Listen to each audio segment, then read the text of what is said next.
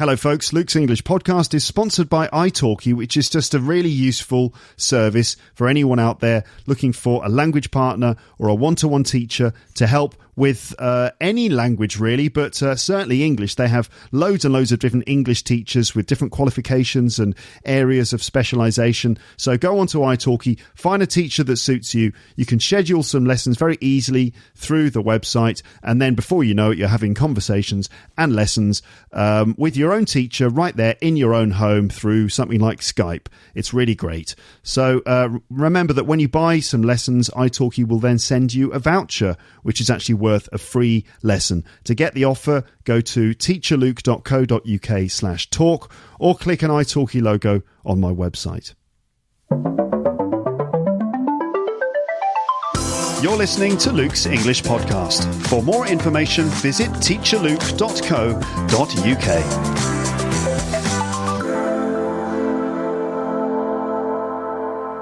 Hello folks, here's the last of this 3-part series I've been doing about quintessentially British things. I'm assuming now that you've heard the previous parts of this series and you know what this is all about. If you haven't heard those yet, may I gently suggest that you listen to them first? There's one with my brother and one with my dad too. Now it's my mum's turn, and since she is such a bookworm, she works in a bookshop, she's a member of a book club, and she is a voracious reader, the 3 things that she's chosen are all novels, books about British characters going through typically British experiences, mostly in the early parts of the 20th century. So if you're looking for some interesting books to read in English, check out these ones, which are some of my mum's favourites. Have a look at the page for this episode on the website, where you will find the names of all the books we mention, plus some other references and bits and pieces. Remember, you can sign up to my mailing list on my website to receive an email notification whenever I release a new episode, and that contains a link which will take you straight to the relevant page for that episode. So that's through the email mailing list on the website. Now, without any further ado, let me allow you to enjoy the nice tones of my mum's voice as she talks to you about her quintessentially British things. Okay. Hello, Mum. Hello, Luke. Let me say that again, because you were going, when I said hello, Mum. Hello, Mum. Hello, Luke. How are you today? I'm all right, thank you. How are you? I'm fine, thanks. Good. What did I ask you, Dad, and James to think of a few days ago? You asked us to think of quintessential or archetypal things, English or British things that we could discuss. Mm-hmm.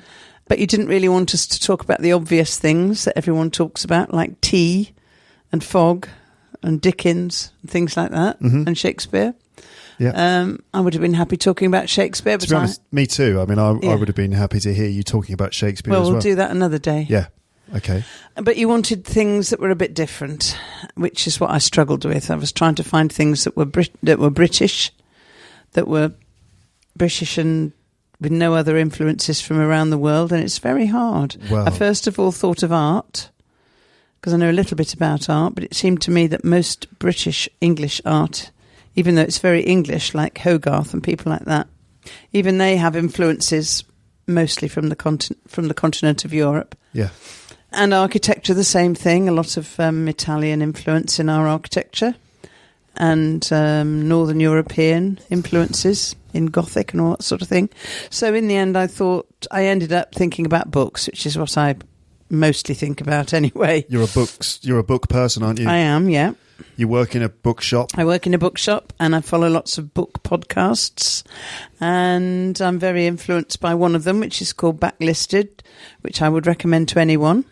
Backlisted podcast. Yeah. We have talked about it before. Yeah. But just as a reminder, or for those people who haven't heard that conversation, I don't remember what the number of that episode is, but I'll probably put a link to it in the on the page for the episode. But it was anyway. The podcast that you listen to is called Backlisted. Yeah. Yes. Anyway. So I thought, okay, I'll concentrate on books, because quite a lot of the books that I read these days tend to be English, very English, but they're not even British, I'm afraid. So hold on a minute. I mean, I went through this with Dad, like, British or English. Yeah. Are the things that you've chosen, are they only English, or have you got any Scottish, Welsh or Northern Irish in there? there's a mention of Welsh. One of the characters in one of the books is Welsh, but mainly they're English, I'm afraid. Okay. So maybe I should call this... I'm still struggling to work out what to title these episodes, whether I should call them quintessentially English things or quintessentially British things. But in the end, I've decided it doesn't really matter that much. As long as we say what they are, I suppose it doesn't matter. So you've chosen 3 books? I think it's 3, possibly 4. Okay. And they tend to be from between the wars, written or the subject matter is between the wars, 1930s, 40s. So written or set between the wars? Yeah, they tend to be. Okay. And I realise, of course, that they do tend to... They are influenced by the 2 world wars, or at least they talk... The subject matter and the characters are people who have been affected in one way or another by one or both of the world wars. That's interesting. Yeah. How come? I wonder how can you account for the fact that the 3 or possibly 4 books you've chosen all involve characters who've been influenced by the wars then? I don't know. I think it's just happened. I started to discover that I enjoyed reading books from that period. And although that period contains a lot of novels and literature in Britain and England, because it covers the modernist period, when Virginia Woolf and all that lot were active. But I think you would describe them as highbrow literature.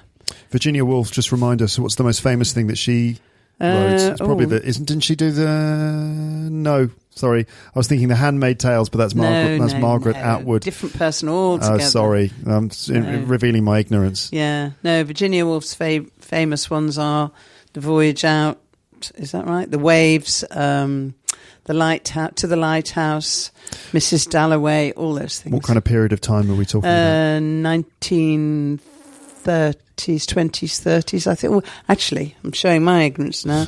Maybe the end of the 19th century, that sort of period. Mm-hmm. Well, I can fact check that later if necessary. But anyway, she was one of the modernist novelists, and as I say, they were very highbrow and quite literary. And the books I've chosen and the books I tend to like to read these days are what you would call middlebrow. What does this mean? Highbrow?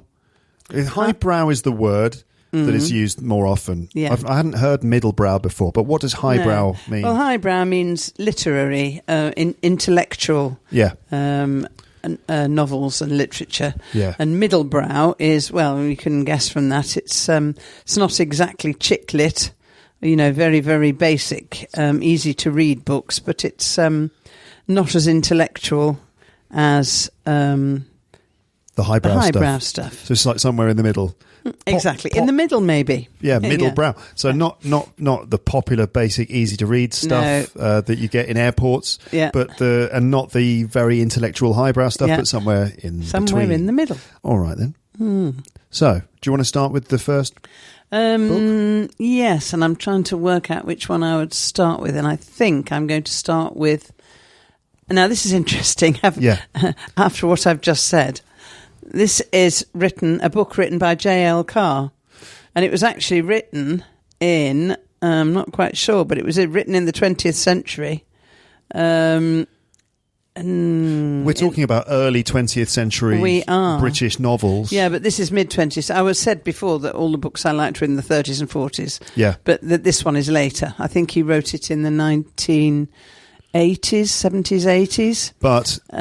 But it is set in northern England just after the First World War. Okay. And it concerns a character who has fought in the First World War, Mr. Birkin, and he is shell-shocked. In other words, he's a nervous wreck after his experiences in the First World War. He's suffering from post-traumatic stress disorder. That's not what they would have called it then. They would have called it shell shock, but it is PTSD, as we would call it now. And he's suffering from it very badly because he came in for a lot of shelling and what have you. It went in the trenches, and he was an officer and he was having to lead his men into horrible situations, and came home a complete nervous wreck. And having come home, his wife has decided that she wants to leave him. She wants to break up the marriage. So that's an added problem that he's dealing with.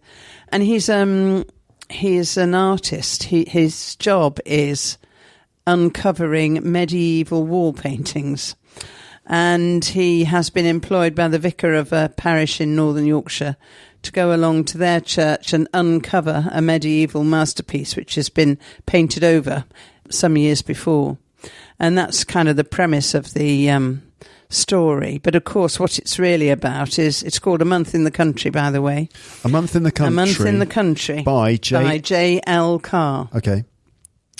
And the main premise of it is, of course, is that it's him coming to the country in the summer and recovering from his ordeal.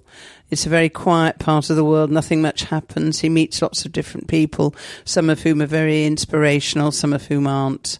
Meets nice families who take him to their hearts and, invite him for Sunday lunch and all that sort of thing. Mm-hmm. But it's really all about him in the countryside, in the beautiful weather, uncovering this medieval painting, which is what they call a judgment, which often used to be on church buildings. It's an illustration of Christ sitting in majesty with on one side, on his right side, I suppose, all the good people ascending into heaven. He is judging everyone as they die. And the people on the right are ascending into heaven. They're going up into heaven for their reward. And the people who have been bad, I think on his left-hand side, are descending into hell. So you get all these wonderful illustrations of medieval ideas of hell, the jaws of hell and all the horrible little demons receiving all the people who haven't behaved well in their lives. Sinners. Mm. Okay. And so he's recovering from his experiences of combat, dealing with post-traumatic stress disorder, or shell shock as they called it then. Yeah. And his job is to uncover this medieval painting that's been painted over. And it's a very complicated plot, actually. There's all sorts happening in it. I won't go into the whole thing, but the main part of the book is the fact that he has come to this quiet part of England, beautiful countryside, quiet, very nice people on the whole, and it's a healing experience for him. And his twitch that he has... A twitch, like a physical... Yeah. What is a twitch? It's a physical, muscular contraction on the face, which people tend to develop when they're very, very stressed. It's like when one eye starts blinking uncontrollably. Or if your mouth twitches up at one side. It's like movement in the face that you can't control. You can't control it, and it's... associated with trauma and stress. Yeah. When he first arrives, he's got one of these, and but as the story progresses, it becomes less and less, and by the time he leaves, it's pretty well gone. And he's had a letter from his wife saying she's thought again and she'd like to give it a go. So he goes back to his wife feeling much better and sort of healed by his month in the country. It's just a beautiful book. And as I say, there are loads and loads of different plot aspects, but which I won't go into now. But it's really about... the awful effects of war on people and how the English countryside can help to cure it all and heal you. Yeah, it sounds lovely. It is one of my favourite books. How do you feel when you read it? How many times have you read this book? Oh, golly, I don't know, 10 times maybe. Really? And they also made a film of it with Kenneth Branagh and Colin Firth. Right. And it's a beautiful film. Yeah, I've seen it. Yes, we watched it. You showed it to me. Yeah. And you're right. It is absolutely beautiful. And it's very true to the book. The atmosphere and everything is just the same as the book. Yeah. So I would recommend anyone, if they come across it, to read it or to see the film. What's the sort of English like? Is it written in plain English? Or is it particularly stylized? Is it very old-fashioned language? That's what I mean when I say it's middlebrow. There's no sort of literary tricks or anything like that. It's written in a very straightforward way. So I imagine people would find it relatively easy to read. Just tell us the name of the book again. It's A Month in the Country by J.L. Carr. Didn't you have some correspondence with J.L. Carr? Yeah, I did. Because I first read the book in the early 80s, I suppose, and absolutely loved it and wanted to read more of his books.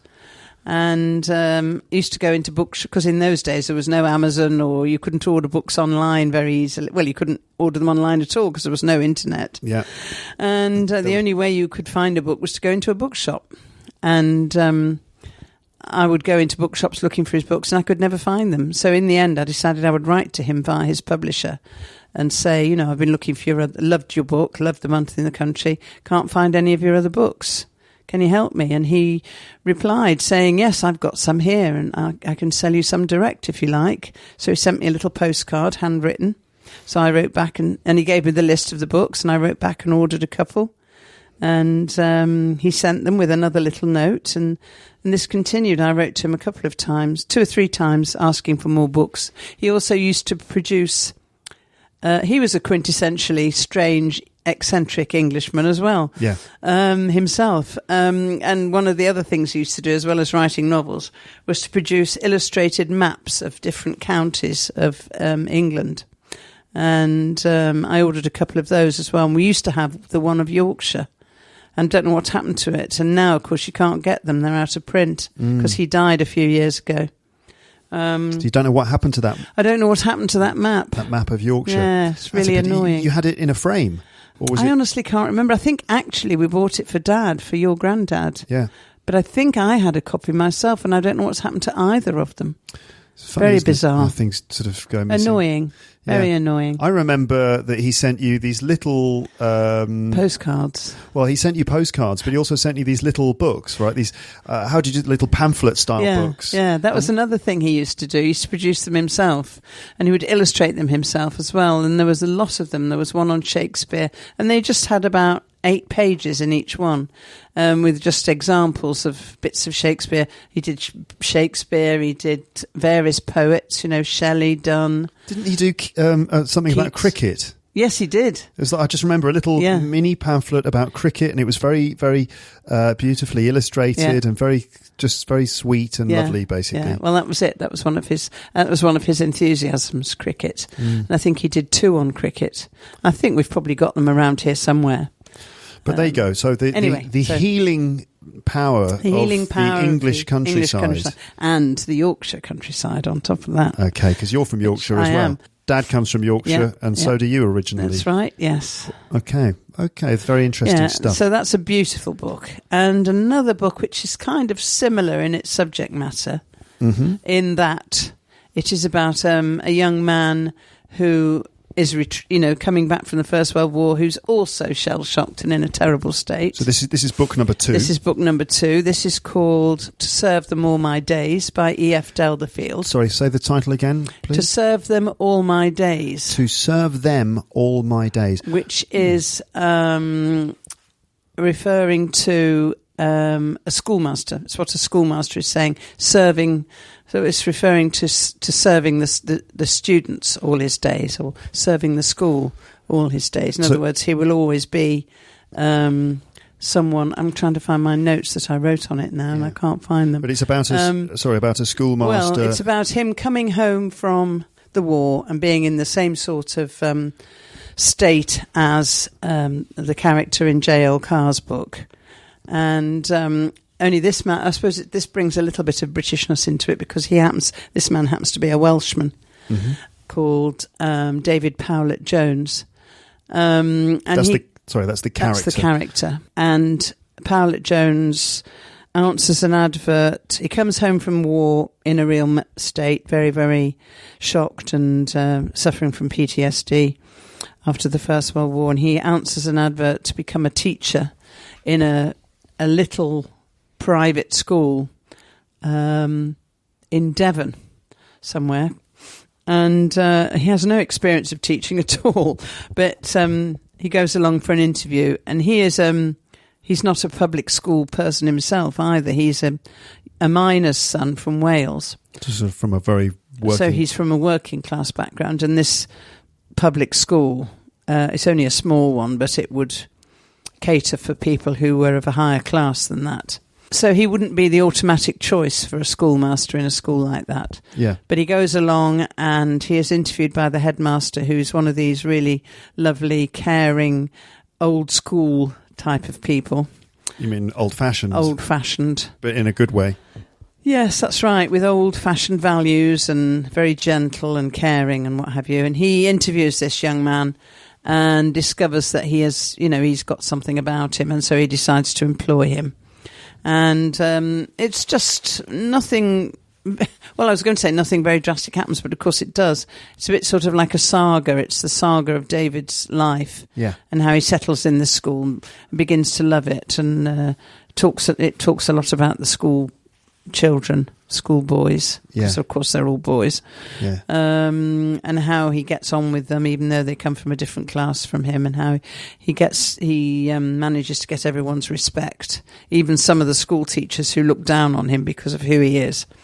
He manages to gain their respect eventually because he's a decent guy.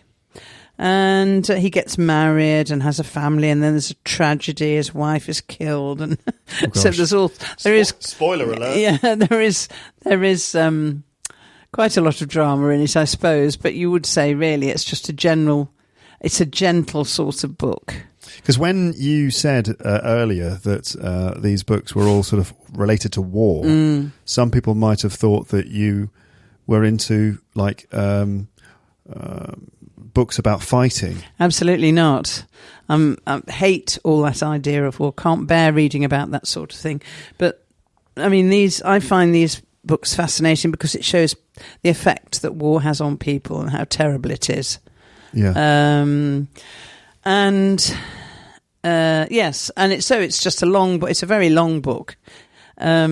But it's a book that you can really get stuck into. You really get involved in it. Yeah. And it's about his life in the school. Basically, that's all it is. But, the same with J.L. Carr's book. He gradually recovers from his awful experience.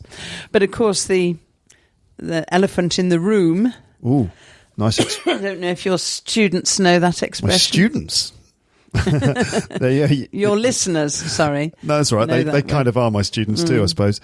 The elephant in the room it's a metaphor for addressing a sort of a subject or a theme that is hovering in the background that nobody refers to.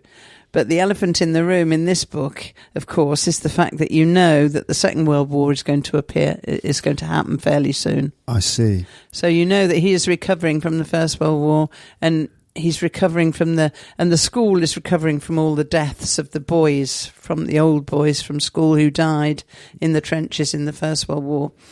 As the years go by, you realise that they were getting very close to 1939, when, of course, war starts again. And, of course, at the end of the book, he has become the headmaster, and he is now seeing, hearing news of old boys that he used to teach who've been killed in the war. So it's kind of circular. History repeating itself. Yeah, and sad. Circular. It's interesting that you mention a circular narrative. Yeah. Because one of the things that James mentioned was also a circular narrative. Really? To do with what? Which one was it? It was Batman. Oh. The Killing Joke, a Batman story by Alan Moore. Ah. And basically that's all about how... I don't know because I haven't read it, but what I understood was that essentially we get the idea that the first frame of the novel, or something like this, the first frame of the graphic novel is also the last frame.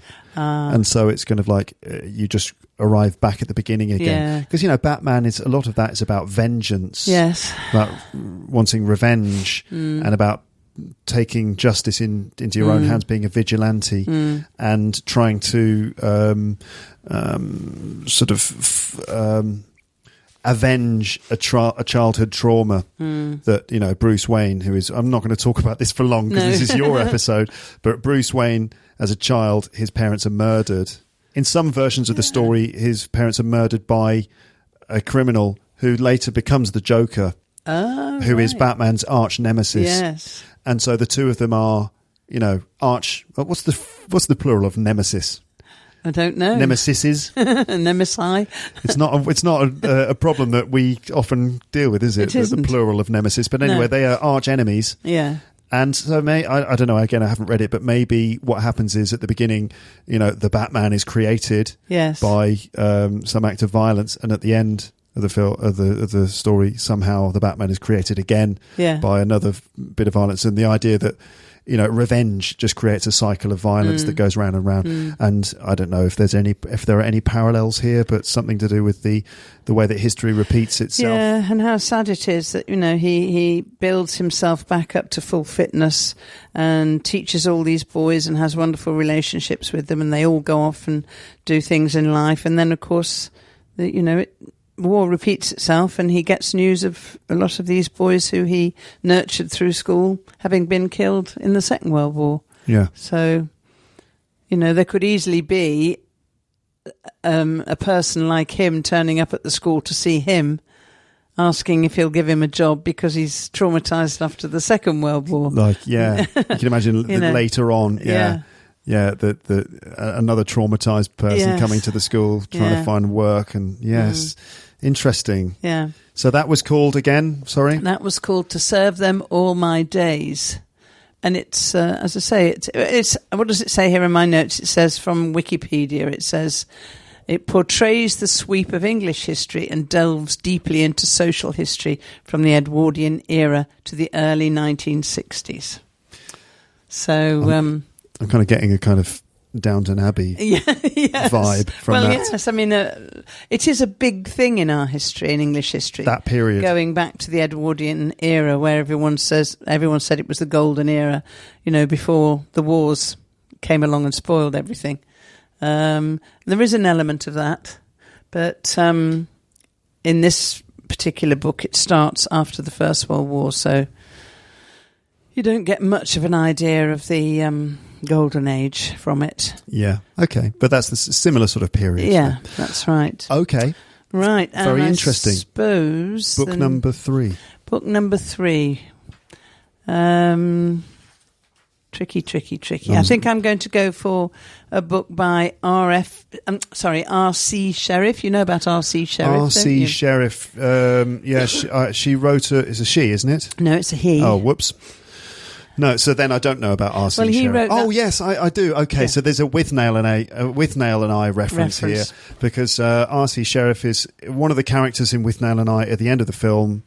This is a film, listeners. I did an episode about Withnail and I with James. Check the archive for that one it'll help you understand what we're talking about. And you should just know about the film. It's brilliant. But at the end, one of the characters is reading a novel by R.C. No, he's not reading the novel. Oh. They're both actors. Yes. Withnail and I, the I character, Marwood. Yeah. They're both actors. And at the end, Marwood gets a job as an actor, because both he and Withnail have been waiting for their agents to come up with some work for them. And, of course, Withnail doesn't get any. But Marwood, at the end, is offered a part in a play called... Journey's End, which is written by R.C. Sheriff. Well, he is reading it, though, at the end of the film. Oh, yes, well, he's reading the play script in preparation for going off to be in the play. All I know is that he puts a book into his suitcase, and it's Journey's End by R.C. Sheriff. That's right, and I've got that same book. Have you really? Yeah. With the same cover? The same cover. And he's reading the book or the... It's the play. It's the play script. The play script. It's a play. Because it's about the First World War. It's about the men in the First World War in the trenches. Okay. And there's been a film made of it, which is very good. You should see it sometime. Journey's End. Journey's End. So anyway, R.C. Sheriff is famous mainly for that play. But he's also written several novels, which are all different from each other. In fact, I gave you one of them. I don't suppose you've read it, called The Hopkins Manuscript. No, I haven't read it yet. And it's really good. That is a very good, quirky English book. It's a science fiction, isn't it? It is effectively science fiction, but it's really, well, I suppose like a lot of science fiction, it's really just about people and the way people react to weird things happening. I think you gave me that book, well, because you really love the work of R.C. Sheriff, but also you know how much I love War of the Worlds. Yes, it's a similar feel to the War of the Worlds. H.G. Wells' story about an alien invasion, a Martian invasion. Okay. Yeah. Anyway, tell us about this particular But the one book. of his that I really love is called The Fortnight in September. Okay. And you could say that nothing much happens in it. It's just about a family, the mother, the father, and 3 children. A young boy, a teenage girl, and a teenage boy.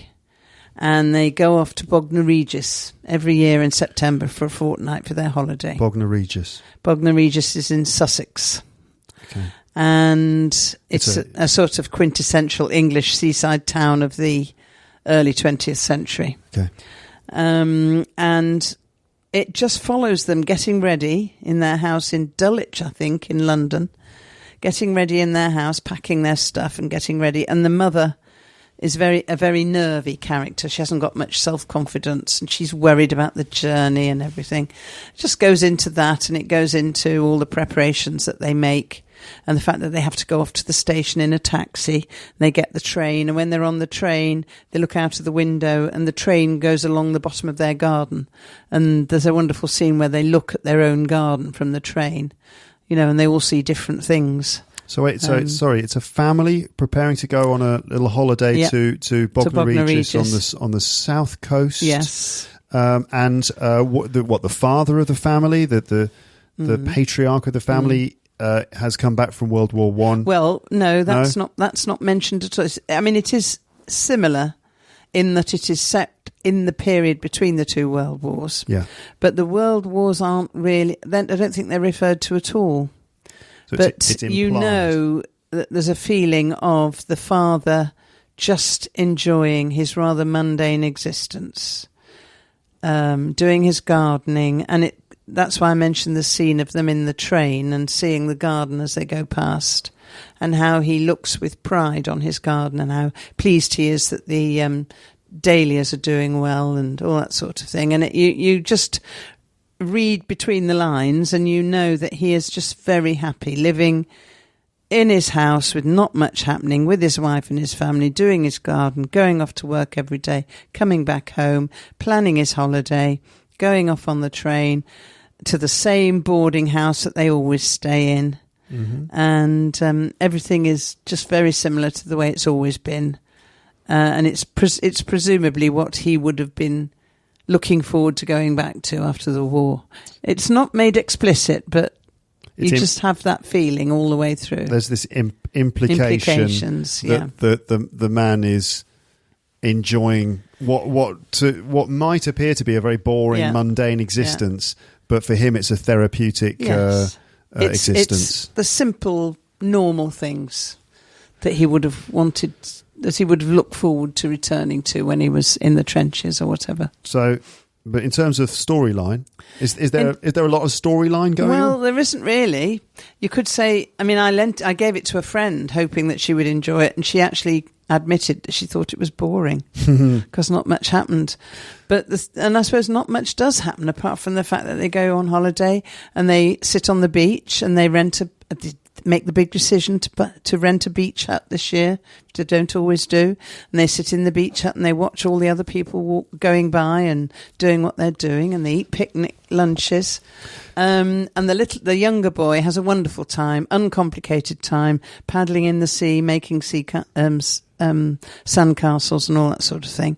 The girl, of course, meets a boy and has to try and find ways of meeting him and going to the pictures and going to dances with him and everything, when she knows her parents don't really approve of it.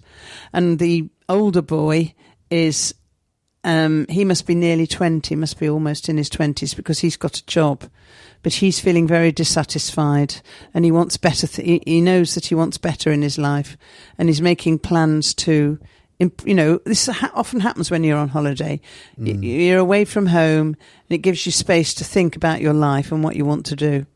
And even though his parents are very happy with their settled, uneventful, rather boring and normal life, he wants something better than the job that he's already got, and he's making plans to change his direction in life. And you know that he's going to go home and start preparing for that change, but you soon realise, I think this novel is set in 1937, 38, something like that, and of course it suddenly occurs to you that Second World War's around the corner, and you know that this young man is of the age that he will immediately become involved in it all. He'll be called up or he'll volunteer, and all his plans will probably come to nothing. He might even die.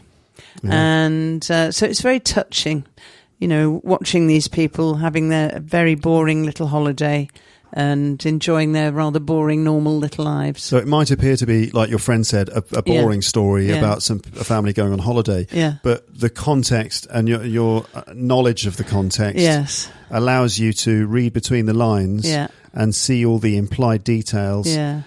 Can I ask how is the story told? Is it It's a third-person omniscient narrator. A third-person omniscient narrator. So the narrator describes what's happening. You don't actually hear, as far as I can remember, you don't actually see it from. It's the narrator describing what the boy feels like, what the girl feels like, what the girl wants to do, what the boy wants to do. You don't actually hear the voice of the boys or the girls. So it's not told through the eyes of one of the characters. No. There's a third-person narrator telling the story. It's a bit like sort of observing this family then. Yes, that's right. And I think you're quite an observant person. I mean, Dad would say that you tend to do lots of people watching. Yeah. So if we go out to a cafe or some public place, you will sit there quietly. And if for example, if I pay attention to you, or if we notice you, you'll be sitting there quietly, but you'll be observing everyone around you, having a look at what people on the other tables, working out their stories. And you're very good at that, like observing other people and working out what's going on. Maybe. And so this sort of story really suits you. Yes, I expect that's right. There's a lot of implied detail, and it's the account of what's happening could appear to be very boring, but when you have the context and if you're observant enough, then you can see what's really going on. That's right. Yeah, reading between the lines. There is a distance between you and the person in the story. Yeah. So you're not getting it unmediated from the boy's mind or the father's mind or whatever. Yeah, and this is also written in a sort of plain English, I suppose, as well, right? Yeah. All of the stories you're talking about are written in a kind of not simple English, but certainly a plain, straightforward modern form of English. No literary tricks or anything, and not old-fashioned language like you get in Shakespeare or even sort of Jane Austen stuff, which is sort of very kind of highfalutin language. Well, it's language of the time, but this is very much modern 20th century language. Yeah. With no literary tricks or cleverness or anything, just very plainly told. Could you tell us the name of the story again and the writer?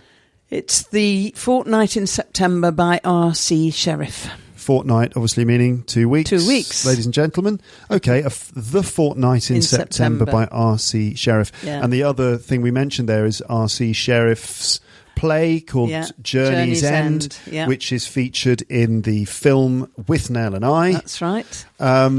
Okay. And always, Withnail and I always comes up in our family, doesn't it, in one way or another? It tends to, yeah. Now, you said that it would be 3, maybe 4 books. Well, I think we'll make it through. I've talked about 2 so far, have I? You've done 3. Have I? Yeah, you did A Month in the Country. Oh, yes. You did. To Serve Them All My Days and The Fortnight in September. Well, we can probably leave it at that, if you're happy with that, because they're all books of with a similar theme, really, aren't they? Odd numbers are usually better in this kind of thing. Yeah.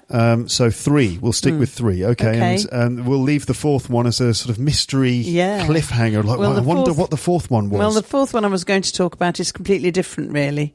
We'll save that one for another time. Don't mention it. It's not on it doesn't have the same theme, really, so we'll leave that one. We'll leave that one as a sort of...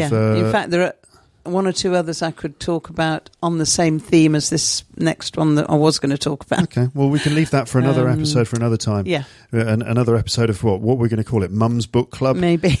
Jill's Book Club, and we've got the Rick Thompson Report. Oh yeah, I think you need a series as well, so we call them Jill's Book Club or something. Maybe. I'm just curious as to. I mean, I sort of asked you this question earlier. It's just interesting that you've chosen to talk about men who've come back from war, leading what look like potentially sort of fairly straightforward, ordinary lives. But under the surface, there's a lot of stuff going on, and these men are dealing with a lot of trauma. Yeah. Why is it that that's interesting for you? I don't know. It just has been recently. Thought a lot about. I mean, I don't know. There's always the risk.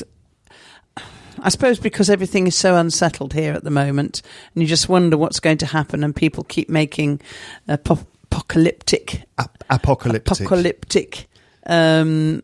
predictions that, we might have a return of what happened in the Second World War, with the way some people are going. Yeah, you're very concerned, as we all are, about the way things are going in the world, and the possibility of there being another sort of another sort of conflict or some kind of I don't know if it would be the same as it was in those days, because it wouldn't be the same. The technology has changed, but you're basically concerned about some other kind of big damaging war of some kind, or the return of demagoguery in the world.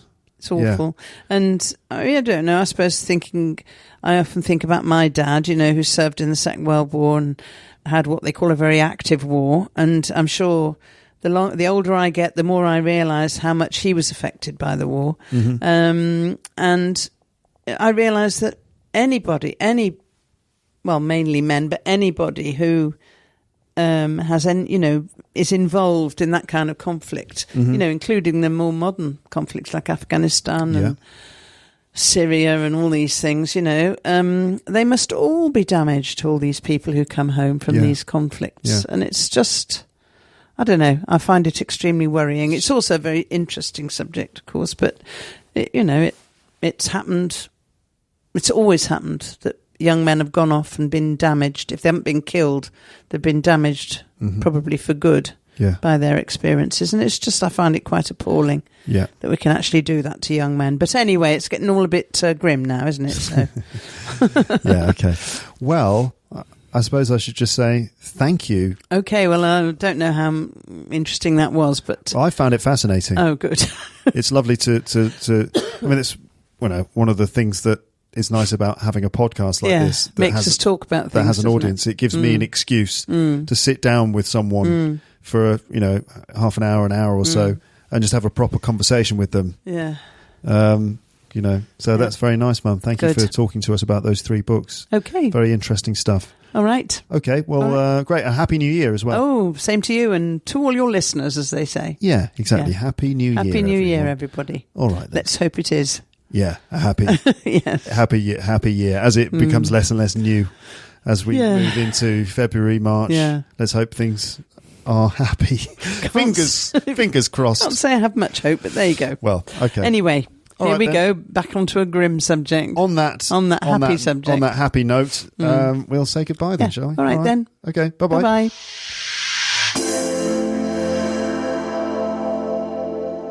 So that was my mum and her 3 books. Let me say the titles again. There was A Month in the Country by J.L. Carr, To Serve Them All My Days by R.F. Delafield, and The Fortnight in September by R.C. Sheriff. It's sort of a funny coincidence that all the writers of these books have initials at the start of their name. J.L. Carr, R.F. Delafield, R.C. Sheriff. Maybe that's just how people were known in those days, but it seems like a coincidence to me. Anyway, I hope you enjoyed listening to that and that you learned a thing or two about the effects of the world wars on British people, and also that you might consider reading one of those novels yourself. What do you think of my mum talking about books on this podcast? What do you think of that? We did several episodes before together in which we talked a bit about books. There was episode 488 and also 489. You can find those in the archive, both of which dealt with things like my mum's favourite podcast, some favourite people of hers, and different books that she's been reading. So what would you think of a fairly regular podcast series with my mum in which she talks about books she's read? It could be called Mum's Book Club. If you like the sound of that, let me know. I might be able to make it a regular feature, a bit like the Rick Thompson Report. And yes, I need to make a new one of those since the election. So anyway, would you like to hear more episodes of Mum's Book Club? If so, let me know. But that's it for this episode. What did you think overall of this series? Did you learn anything about the UK? Did you get some good recommendations? Did you enjoy listening to my family? Let me know in the comments section. I'll speak to you again soon. Don't forget to download the Luke's English Podcast app from the App Store to get loads of bonus episodes, and also consider signing up to my premium service to get regular monthly grammar, vocab and pronunciation lessons. To find out more about that, go to teacherluke.co.uk/premium. But for now, all that remains to be said is goodbye. Bye, bye, bye, bye, bye. Thanks for listening to Luke's English Podcast. For more information, visit teacherluke.co.uk.